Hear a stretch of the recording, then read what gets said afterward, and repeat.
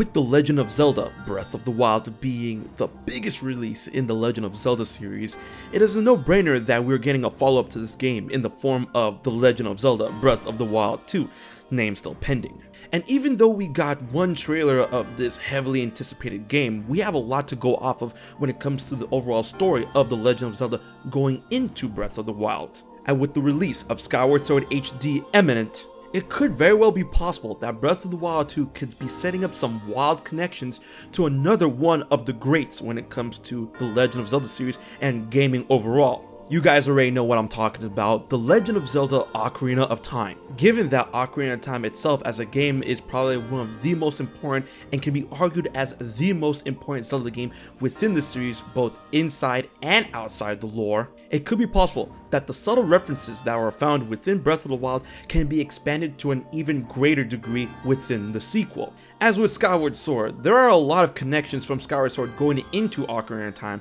being the first game within the Zelda series in terms of chronology, and with the insane amount of retroactive setup that is found within Skyward Sword going into Ocarina of Time, such as the origin of Ganondorf, the creation of the Master Sword, and a proto-version of the Temple of Time, it can easily be possible that Nintendo's planning to rubber band off of that going into Breath of the Wild 2, just as Skyward Sword and Ocarina of Time did going into the original Breath of the Wild. As in the original Breath of the Wild, the most references that you can find within other Zelda games connecting to it are found within Skyward Sword and Ocarina of Time, with those two games being the most important lore-wise when we have a stable timeline. And considering what I said before about the origin of Ganondorf, I feel that a lot of people don't really understand the importance of Ganondorf throughout the entire series, and the fact that he's returning in some way, shape, or form in Breath of the Wild 2, it can mean significant things going off Skyward Sword and Ocarina of Time specifically, as Ganondorf himself has only appeared in 3 Zelda games as the same entity known as Ganondorf,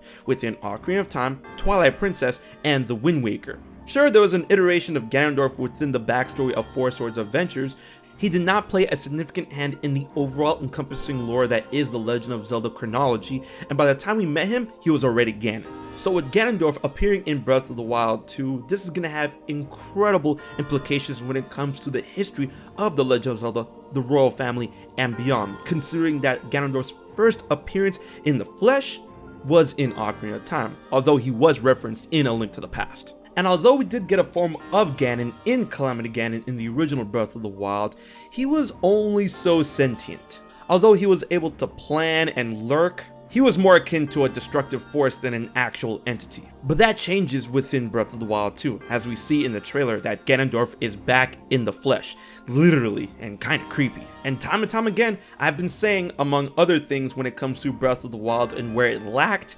Ganondorf was at the top of the list, and now that we have a sequel, we have the true return of the king. And with his return, I'm sure he's going to have a lot to say when it comes to the history of Hyrule, more than 10,000 years after whatever timeline it takes place in. And within the farthest reaches of his mind, he's probably going to recount the time he spent in Ocarina of Time in a very, very dramatic way. And in that sense, Ganondorf is literally acting as a herald that could have some timeline answers for us, and finally, just maybe, give us the answer in which Breath of the Wild 2 and Breath of the Wild could take place in either the child or the downfall timeline. I am pretty sure that this game is not going to take place in the adult timeline, and there is a significant amount of data and proof that can either be child or downfall timeline. And like I said before, I really do feel that a lot of people don't understand the importance of Ganondorf and the amount of baggage that he comes with coming out of Ocarina of Time, as his return can see the return of many other concepts that originated within Ocarina of Time and even before that in the Legend of Zelda series. Perhaps an idea of the Shadow Temple as being one of the most famous temples within that of Ocarina of Time, where we had to explore a dark cavern like how we saw in the Breath of the Wild 2 trailer, and spinning off of that we could have even more former temples from Ocarina of Time return within the Legend of Zelda Breath of the Wild 2. And even if it's not the exact same dungeons how we've seen in Ocarina of Time, maybe adapted for Breath of the Wild 2 as we've seen from Ocarina of Time going into Twilight Princess with the Temple of Time. But even in that sense, it could be that temples, as I truly believe that they are returning, could play a very similar role on how we saw them within Ocarina of Time, dealing with the return of the elements of the sages. that their powers combined must once again come together in order to put Ganondorf down, just like how they did in Ocarina of Time. With the elements of light, forest, fire, water, shadow, and spirit to make their grand return within that of Breath of the Wild 2 after what we saw them as in Ocarina of Time, and how they were subtly hinted at within Skyward Sword and Breath of the Wild's DLC pack, The Master Trials. Going off that idea with the sages, the elements, possibly making the return within that of Breath of the Wild 2. Remember that hand that we've seen in the trailer of Breath of the Wild 2? Could it be possible that hand is that of one of the former sages, whether it be a sage that's materialized from Ocarina of Time or a sage that took its role after the events of Ocarina of Time? And that this hand of a sage, one of the former 6, could be responsible in sealing Ganondorf's body. And you know, to go off track a little bit, that silhouette in which we see possibly the sage sealing Ganondorf, it seems kind of reminiscent of something that we saw in Twilight Princess. You know how Ganondorf killed one of the sages? But when it comes to the specific roles of the 6 sages in Breath of the Wild 2, it could be possible that they're each guarding a portion of Ganondorf that is sealed by their might. And a concept like this isn't out of the question, and it's been done before in the Legend of Zelda series, specifically in the Wind Waker, where Ganondorf and a portion of his powers were sealed in different degrees. And this concept was even adapted within that of the original Hyrule Warriors. So it could be possible that a remnant, a hand of each of the former sages of each element is sealing away a portion of Ganondorf's might in far, secluded underground dungeons scattered within the gigantic overworld within that of Breath of the Wild and in Breath of the Wild 2. With the first hand we see in the trailer possibly being the Hand of Light, or maybe even the Hand of Forest,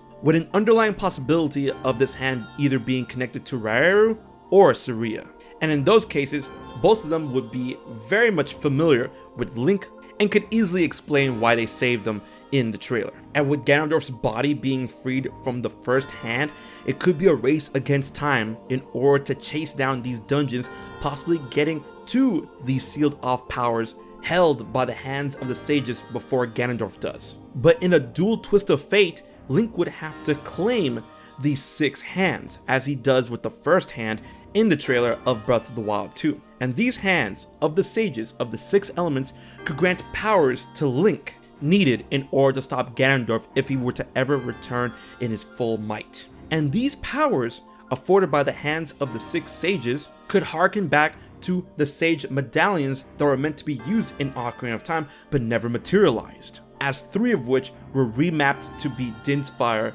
Nehru's Love, and Pharaoh's Wind, specifically the medallions of Fire, Water, and Forest. It will be a great way to reference a forgotten concept from Ocarina of Time and be an amazing replacement for the champion abilities that you had in the original Breath of the Wild. And considering that gigantic point, all of the tribes that appeared in Ocarina of Time reappear in Breath of the Wild, and hopefully in Breath of the Wild 2, with the weird exception being the Kokiri, which we all know adapt into the Koroks. It's almost as if all of the pieces are falling into place beautifully when it comes to these Ocarina of Time connections that get set up for Breath of the Wild 2. And when talking about Ocarina of Time, we could possibly talk about the dark history of the royal family, considering that Ganondorf is back along with the abundance of Sheikah in Breath of the Wild, doubling down with the fact that the Yiga also exist in Breath of the Wild. And of course, this all boils down to another possible grand return besides that of Ganondorf